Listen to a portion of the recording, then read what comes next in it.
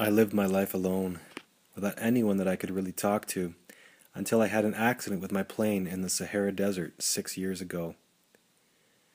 Something was broken in my engine, and as I had with me neither a mechanic nor any passengers, I set myself to attempt the difficult repairs all alone. It was a question of life or death for me. I had scarcely enough drinking water to last a week.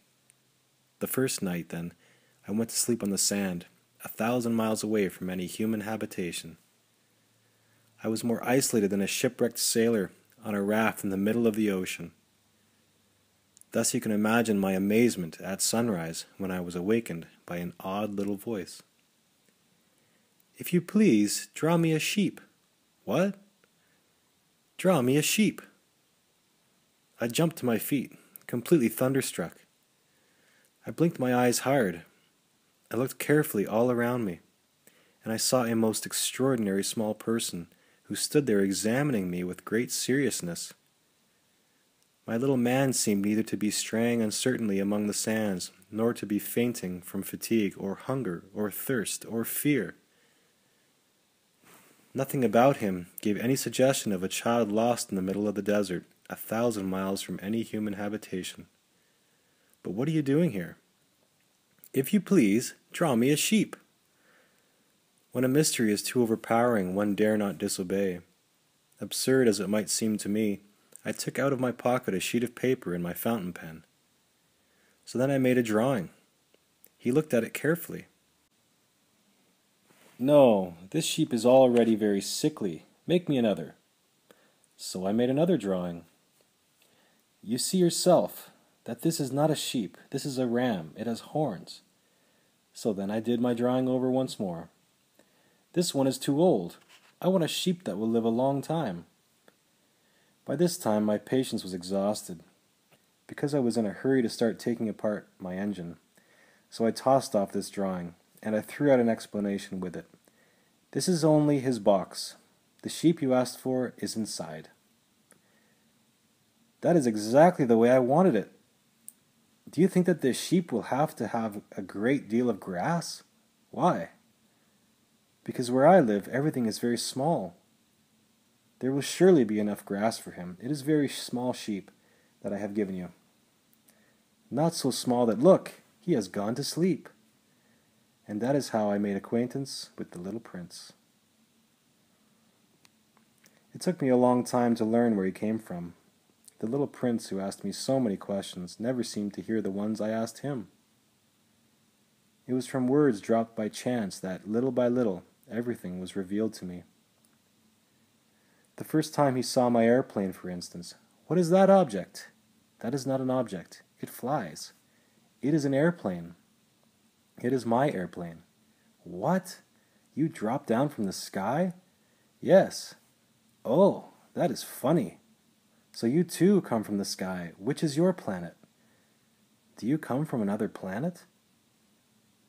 "It is true that on that you can't have come from very far away." "My little man, where do you come from? What is this 'where I live' of which you speak? Where do you want to take your sheep?" "The thing that is so good about the box you have given me is that at night he can use it as his house." "That is so, and if you are good, I will give you a string too, so that you can tie him during the day, and a post to tie him to." "Tie him? What a queer idea!" "But if you don't tie him, he will wander off somewhere and get lost." "But where do you think he would go?" "Anywhere, straight ahead of him." "That doesn't matter.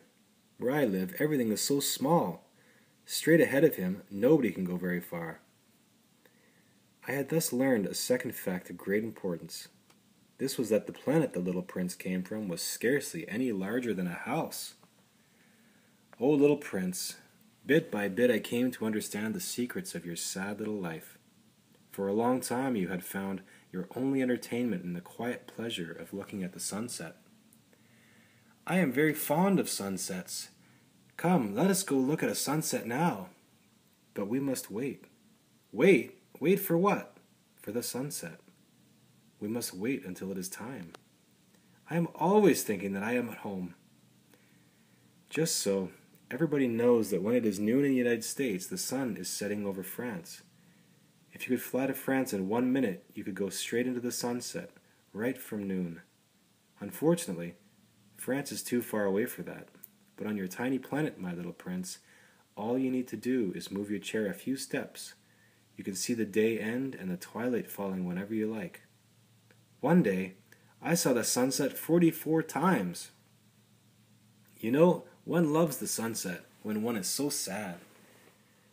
Were you so sad then, on the day of the 44 sunsets? On the 5th day, I was very busy trying to unscrew a bolt that had got stuck in my engine. I was very much worried, for it was becoming clear to me that the breakdown of my plane was extremely serious, and I had so little drinking water left that I had to fear for the worst. A sheep, if it eats little bushes, does it eat flowers too? A sheep eats anything it finds in its reach, even flowers that have thorns? Yes, even flowers that have thorns. Then the thorns, what use are they? The thorns, what use are they? The thorns are of no use at all. Flowers have thorns just for spite. Oh, I don't believe you. Flowers are weak creatures. They are naive. They reassure themselves as best they can. They believe that their thorns are terrible weapons. And you actually believe that the flowers... Oh, no. I don't believe anything. I answered you with the first thing that came into my head. Don't you see? I am very busy with matters of consequence. Matters of consequence? Yes. You talk just like the grown-ups. You mix everything up together. You confuse everything. I know a planet where there is a certain red-faced gentleman. He has never smelled a flower. He has never looked at a star. He has never loved anyone. He has never done anything in his life but add up figures. And all day he says over and over, just like you, I am busy with matters of consequence. And that makes him swell up with pride. But he is not a man. He is a mushroom. A what? A mushroom. The flowers have been growing thorns for millions of years. For millions of years the sheep have been eating them just the same, and it is not a matter of consequence to try to understand why the flowers go to so much trouble to grow thorns, which are never any use to them. Is the warfare between the sheep and the flowers not important? Is this not of more consequence than a fat, red-faced gentleman's sums? And if I know, myself, one flower which is unique in the world, which grows nowhere but on my planet, but which one little sheep can destroy in a single bite some morning, without even noticing what he is doing, oh, you think that is not important. If someone loves a flower, of which just one single blossom grows in all the millions and millions of stars, it is enough to make him happy just to look at the stars. Somewhere my flower is there, but if the sheep eats the flower, in one moment all his stars will be darkened, and you think that is not important? The night had fallen. I had let my tools drop from my hands. Of what moment now was my hammer, my bolt, or thirst, or death? On one star, one planet, my planet, the earth, there was a little prince to be comforted. I took him in my arms, I rocked him. I said to him, the flower that you love is not in danger. I will draw you a muzzle for your sheep. I will draw you a railing to put around your flower. I did not know what to say to him. I felt awkward and blundering. I did not know how I could reach him, where I could overtake him, and go on hand in hand with him once more. It is such a secret place, the land of tears. I soon learned to know this flower better. One day, from a seed blown from no one knew where, a new flower had come up. The little prince, who was present at the first appearance of a huge bud, felt at once that some sort of miraculous apparition must emerge from it. But the flower was not satisfied to complete the preparations of her beauty in the shelter of her green chamber. She chose her colors with the greatest care. She adjusted her petals one by one. She did not wish to go out into the world all rumpled like the field poppies. It was only in the full radiance of her beauty that she wished to appear. Oh yes, she was a coquettish creature, and her mysterious adornment lasted for days and days. Then one morning, exactly at sunrise, she suddenly showed herself. I am scarcely awake. I beg that you will excuse me. My petals are still all disarranged. Oh, how beautiful you are! Am I not? And I was born at the same moment as the sun. Yes. I think it is time for my breakfast, if you will have the kindness to think of my needs. And the little prince, completely abashed, went to look for a sprinkling can of fresh water, so he tended the flower. So, too, she began very quickly to torment him with her vanity, which was, if the truth be known, a little difficult to deal with. One day, for instance, when she was speaking of her 4 thorns, Let the tigers come with their claws. "There are no tigers on my planet, and anyway, tigers do not eat weeds." I am not a weed. Please excuse me. I am not at all afraid of tigers, but I have a horror of drafts. I suppose you wouldn't have a screen for me? At night, I want you to put me under a glass globe. It is very cold where you live. In the place I came from? But she interrupted herself at that point. She had come in the form of a seed. She could not have known anything of any other worlds. Embarrassed over having let herself be caught on the verge of such an untruth, she coughed 2 or 3 times, in order to put the little prince in the wrong. So the little prince, in spite of all the good will that was inseparable from his love, had soon come to doubt her. He had taken seriously words which were without importance, and it made him very unhappy. I ought not to have listened to her. One never ought to listen to flowers. One should simply look at them and breathe their fragrance. Mine perfumed all my planet, but I did not know how to take pleasure in all her grace. The fact is that I did not know how to understand anything. I ought to have judged by deeds and not by words. She cast her fragrance and her radiance over me. I ought never to have run away from her. I ought to have guessed all the affection that lay behind her poor little stratagems. Flowers are so inconsistent, but I was too young to know how to love her.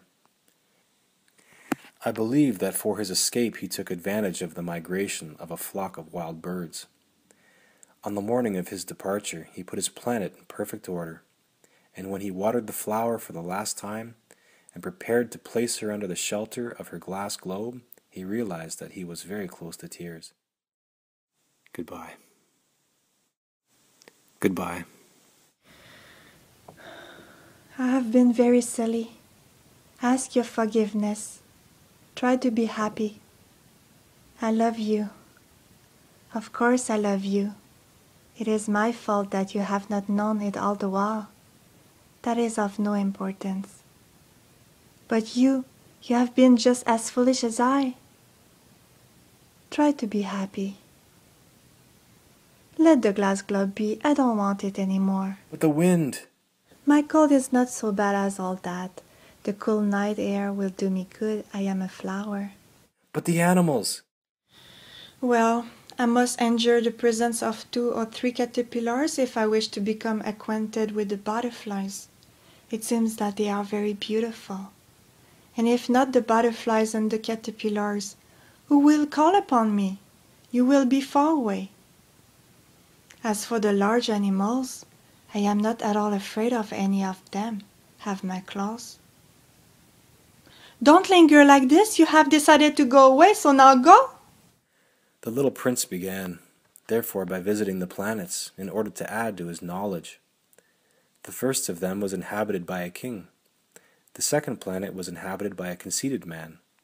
The next planet was inhabited by a tippler. The fourth planet belonged to a businessman, and the little prince told himself, "The grown-ups are certainly altogether extraordinary." The fifth planet was very strange. It was the smallest of all. There was just enough room on it for a street lamp and a lamplighter.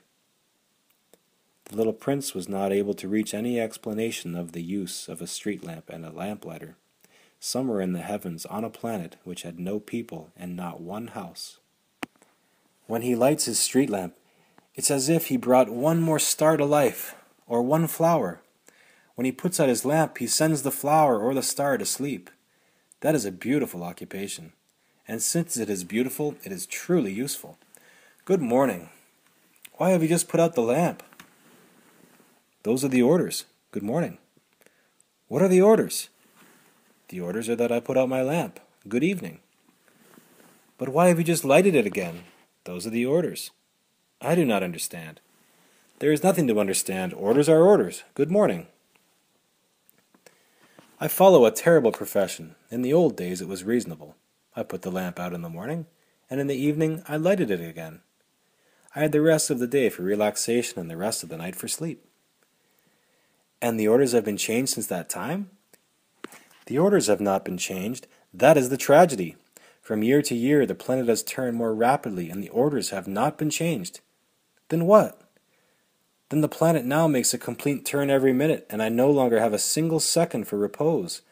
Once every minute I have to light my lamp and put it out. That is very funny. A day lasts only 1 minute? Here where you live? It is not funny at all.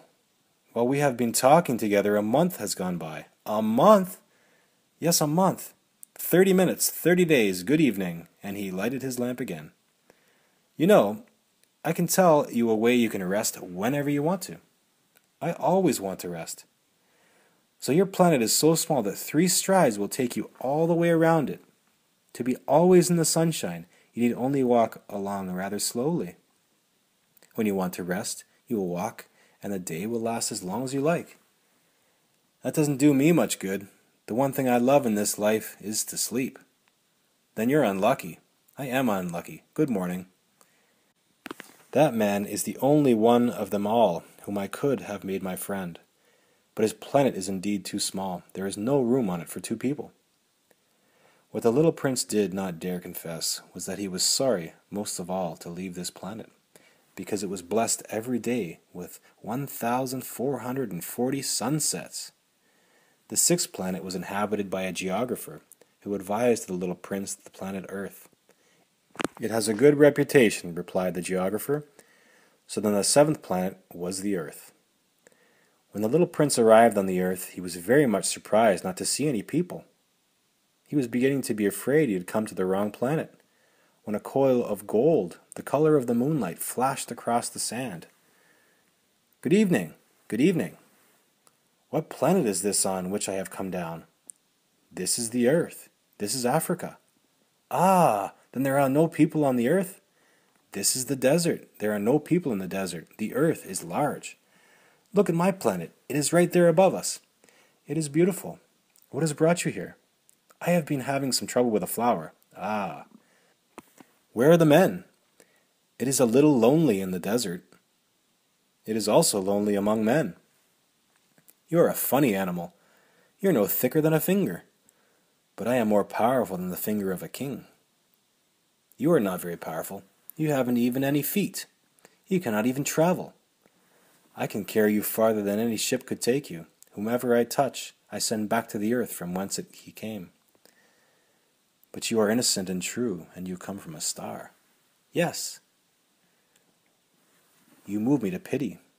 You are so weak on this earth made of granite. I can help you someday if you grow too homesick for your own planet. I can...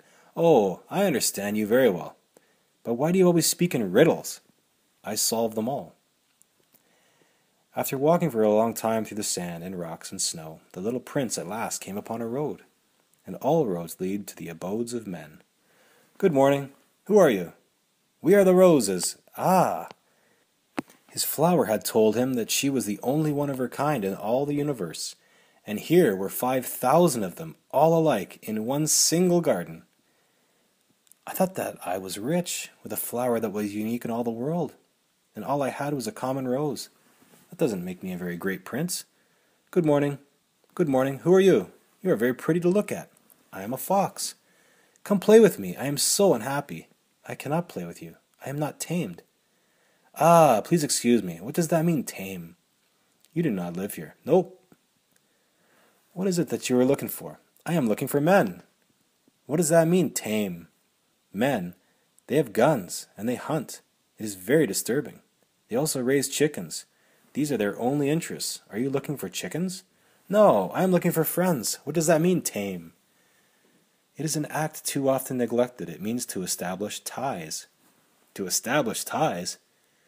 To me you are still nothing more than a little boy who is just like 100,000 other little boys, and I have no need of you, and you, on your part, have no need of me. To you I am nothing more than a fox like 100,000 other foxes, but if you tame me, then we shall need each other. To me you will be unique in all the world. To you I shall be unique in all the world. I am beginning to understand. There is a flower, I think, that she has tamed me. It is possible. On the earth one sees all sorts of things. Oh, but this is not on Earth. On another planet? Yes. Are there hunters on this planet? No. Ah, that is interesting. Are there chickens? No. Nothing is perfect. My life is very monotonous. I hunt chickens, men hunt me, all the chickens are just alike, and all the men are just alike, and in consequence, I am a little bored. But if you tame me, it will be as if the sun came to shine on my life. I shall know the sound of a step that will be different from all the others. Other steps send me hurrying back underneath the ground. Yours will call me like music out of my burrow. And then look, you see the grain fields down yonder? I do not eat bread. Wheat is of no use to me. The wheat fields have nothing to say to me, and that is sad. But you have hair that is the color of gold. Think how wonderful that will be when you have tamed me. The grain, which is also golden, will bring me back the thought of you, and I shall love to listen to the wind in the wheat. Please tame me. I want to very much, but I have not much time. I have friends to discover and a great many things to understand. One only understands the things that one tames. Men have no more time to understand anything. They buy things already made at the shops. But there is no shop anywhere where one can buy friendship. And so men have no friends anymore. If you want a friend, tame me. What must I do to tame you? You must be very patient. First you will sit down a little distance from me, like that in the grass. I shall look at you out of the corner of my eye, and you will say nothing. But you will sit a little closer to me every day. The next day the little prince came back. It would have been better to come back at the same hour. If, for example, you come at 4 o'clock in the afternoon, then at 3 o'clock I shall begin to be happy. I shall feel happier and happier as the hour advances. At 4 o'clock I shall already be whirring and jumping about. I shall show you how happy I am. But if you come at just any time, I shall never know at what hour my heart is to be ready to greet you. So the little prince tamed the fox, and when the hour of his departure drew near, "Ah, I shall cry! It is your own fault. I never wished you any sort of harm, but you wanted me to tame you. Yes, that is so. But now you are going to cry. Yes, that is so. Then it has done you no good at all. It has done me good, because of the color of the wheat fields. Go and look again at the roses. You will understand now that yours is unique in all the world. Then come back to say goodbye to me, and I will make you a present of a secret." The little prince went away to look again at the roses, and he went back to meet the fox. "Goodbye, goodbye. Now here is my secret, a very simple secret. It is only with the heart that one can see rightly. What is essential is invisible to the eye. It is the time you have wasted for your rose that makes your rose so important. It is the time I have wasted for my rose? You become responsible forever for what you have tamed. You are responsible for your rose. I am responsible for my rose? Ah, these memories of yours are very charming, but I have not yet succeeded in repairing my plane. I have nothing more to drink. I am thirsty too. Let us look for a well. It is absurd to look for a well, at random, in the immensity of the desert. Well, but nevertheless we started walking. When we had trudged along for several hours in silence, the darkness fell, and the stars began to come out. The stars are beautiful because of a flower that cannot be seen. Yes, that is so. The desert is beautiful. What makes the desert beautiful? Is that somewhere it hides a well? As the little prince dropped off to sleep, I took him in my arms and set out walking once more. I felt deeply moved and stirred. It seemed to me that I was carrying a very fragile treasure. It seemed to me, even, that there was nothing more fragile on all earth. In the moonlight I looked at his pale forehead, his closed eyes, his locks of hair that trembled in the wind, and I said to myself, "What I see here is nothing but a shell. What is most important is invisible. The well that we had come to was not like the wells of the Sahara. This one was like a well in a village, but there was no village here, and I thought I must be dreaming. The eyes are blind. One must look with the heart. You must keep your promise. What promise? You know, a muzzle for my sheep. I am responsible for this flower. You know, my descent to the earth. Tomorrow will be its anniversary. I came down very near here. Then it was not by chance that on the morning when I first met you a week ago, you were strolling along like that, all alone, 1,000 miles from any inhabited region. You were on your way back to the place where you landed. Perhaps it was because of the anniversary. Now you must work. You must return to your engine. I will be waiting for you here. Come back tomorrow evening. But I was not reassured. I remembered the fox. One runs the risk of weeping a little if one lets himself be tamed. Beside the well there was ruin of an old stone wall.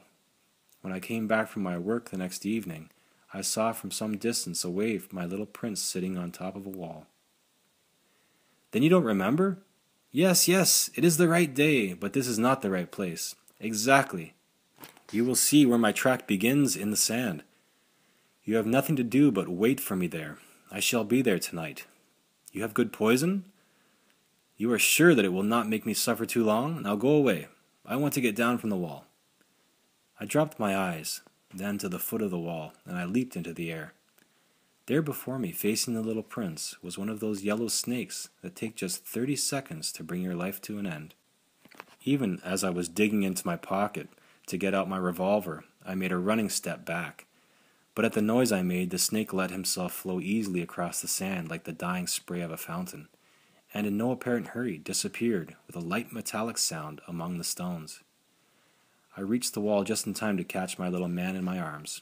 His face was white as snow. I felt his heart beating like the heart of a dying bird shot with someone's rifle. Little man, tell me that it is only a bad dream, this affair of the snake, and the meeting place, and the star. The thing that is important is the thing that is not seen. Yes, I know. It is just as it is with the flower. If you love a flower that lives on a star, it is sweet to look at the sky all night. All the stars are abloom with flowers. Yes, I know. And at night you will look up at the stars. Where I live, everything is so small that I cannot show you where my star is to be found. It is better like that. My star will just be one of the stars for you. And so you will love to watch all the stars in the heavens. They will all be your friends. And besides, I am going to make you a present. Ha ha! Ah, the little prince. Dear little prince.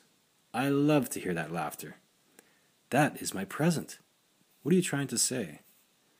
In one of the stars I shall be living. In one of them I shall be laughing.